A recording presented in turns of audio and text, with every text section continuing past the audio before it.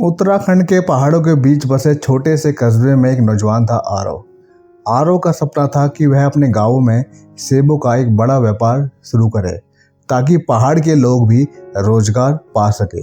लेकिन मुश्किल ये थी कि उसके पास पूंजी बहुत कम थी। जेब में बस थोड़ी सी बचत और दिल में बहुत सारे सपने। एक दिन वो अपने दादाजी के पास गया और बोला, दादाजी, मैं सेबों का कोल्ड स्टोरेज बनाना चाहता हूँ, लेकिन पैसे पूरे नहीं हैं। बैंक से कर्ज लेने का सोच रहा हूँ। दादाजी मुस्कुराए और बोले, बेटा, कर्ज लेना गलत नहीं है, लेकिन यह देखना जरूरी है कि तुम्हारी अपनी पूंजी और कर्ज का अनुपात कैसा है।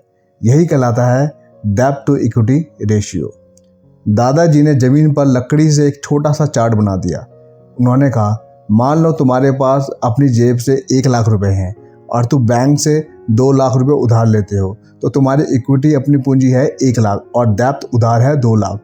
अब रेशियो इक्वल डेब्ट डिवाइड बाय इक्विटी होगा, तो 2 डिवाइड 1 इक्वल 2, मतलब तुम्हारा डेब्ट टू इक्विटी रेशियो है 2:1 का।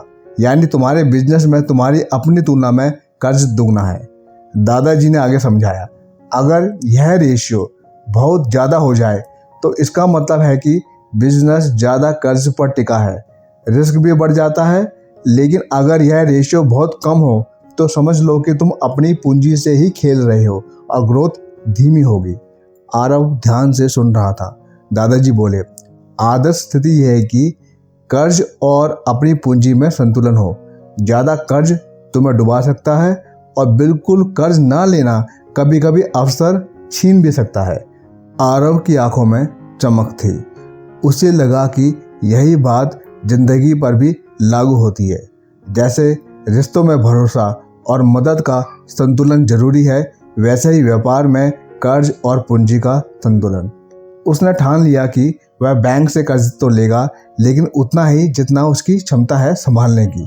उसने इक्विटी में अपनी ज़मीन गिरवी रखने के बजाय गांव के युवाओं से मिलकर उन्हें भी हिस्सेदारी दी।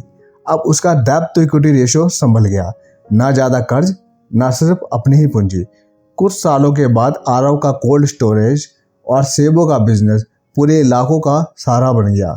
गांव के लोग रोजगार पाए और बैंक वाले भी समय समय पर अपना ब्याज पाते रहे। दादाजी की बात सच हो गई, संतुलन ही असली सफलता है। दोस्तों, डेब्ट टू इक्विटी रेशियो हमें बताता है कि कंपनी या बिजनेस अपने कामकाज में कितना कर्ज और कितनी अपनी पूंजी इस्तेमाल कर रहा है। हाई रेशियो जैसे 3:1, 4:1, ज़्यादा कर्ज ज़्यादा रिस्क। लो रेशियो जैसे 0.5:1, अपनी पूंजी ज़्यादा कर्ज कम पर ग्रोथ धीमी। बैलेंस रेशियो जैसे 1:1 या 2:1 सबसे बेहतर, जहाँ रिस्क और रिटर्न दोनों का संतुलन बना रहे। जिंदगी और व्यापार दोनों में संतुलन जरूरी है। कर्ज भी लो, लेकिन उतना ही जितना जिम्मेदारी से चुका सको। यही असली निवेशक की पहचान है।